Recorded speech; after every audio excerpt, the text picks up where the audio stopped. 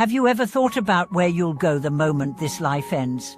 Have you ever wondered why for centuries, millions of people have held tightly to a single name, Amitabha, as their bridge beyond death?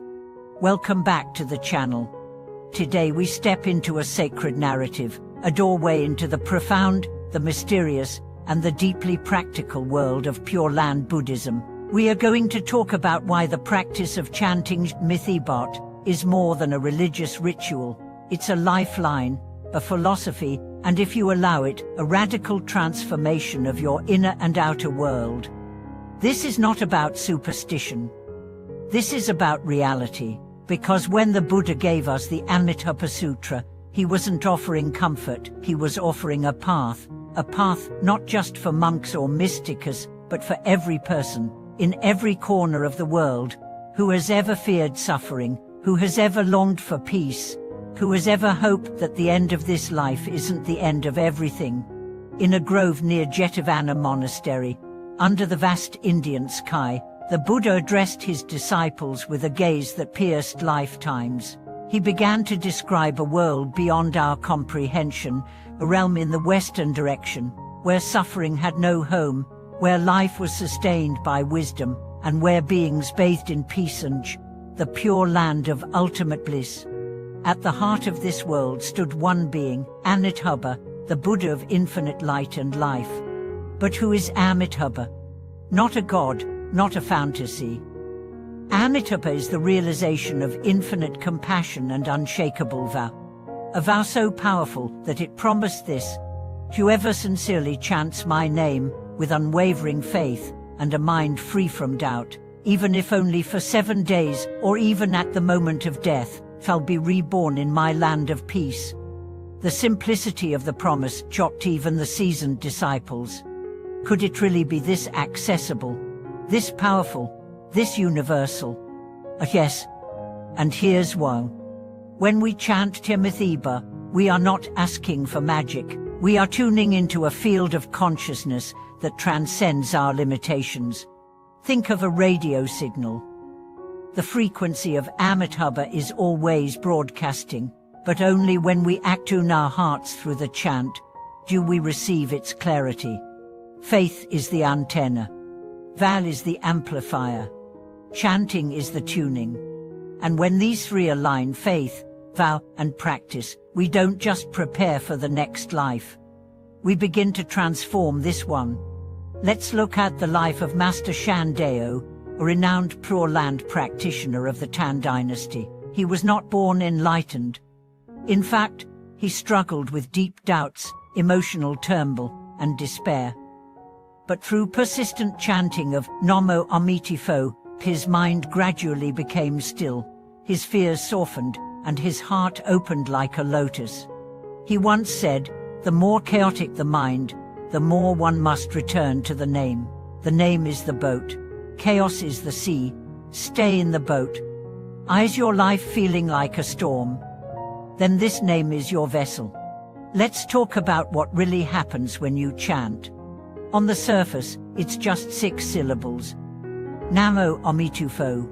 But underneath, it's a vibration that penetrates the deepest levels of karmic formation. Every thought, every action, every emotion we've ever had has built up like a wall inside us. Chanting begins to wear away that wall, not through force, but through resonance. It's not about perfection. You don't need to believe every word from day one. Start by showing up. Sit quietly, say the name, again and again, and watch what happens. Over time, you'll notice your thoughts becoming less aggressive, your emotions will shift from chaos to calm. And most importantly, your perspective on life and death will begin to change. One of the most powerful teachings in the Amitabha Sutra is this: to be born in the Pure Land, one must not merely recite the name, but must do so with faith, aspiration, and focus. That's the trinity of transformation. Faith, not blind belief, but a willingness to trust the unseen.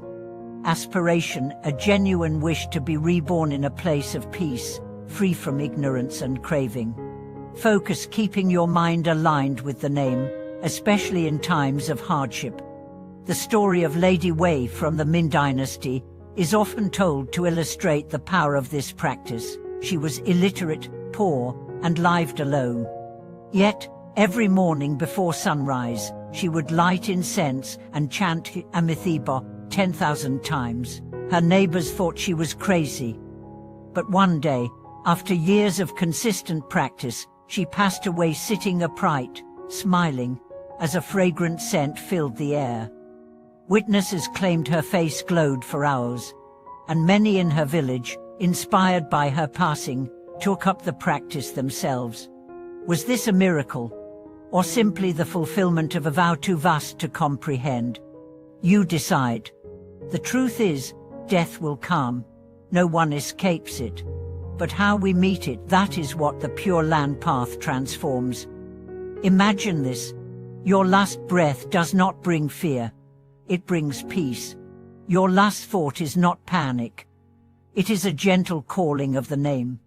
And as your final heartbeat fades, you are not falling into darkness, but being embraced in light. Amitabha is not just a name. It is a promise.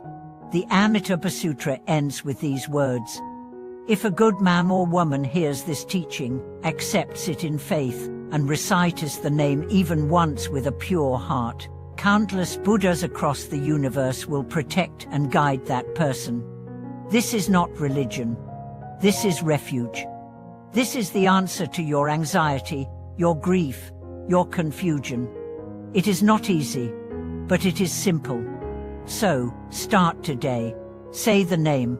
Say it when you're lost. Say it when you're tired. Say it when you're joyful. Say it when you're broken. Say it when you wake. Say it before you sleep. Let the name become the rhythm of your soul. And when your time comes, you will not be afraid. You will be ready. And Amitabha will be there. Thank you for watching this video. If this touched your heart, share it with someone who needs hope. Subscribe to the channel. Leave a comment below with your story or your doubts. Every voice matters. Every soul is precious. We'll see you again soon. Until then, stay peaceful, stay present, stay on the path.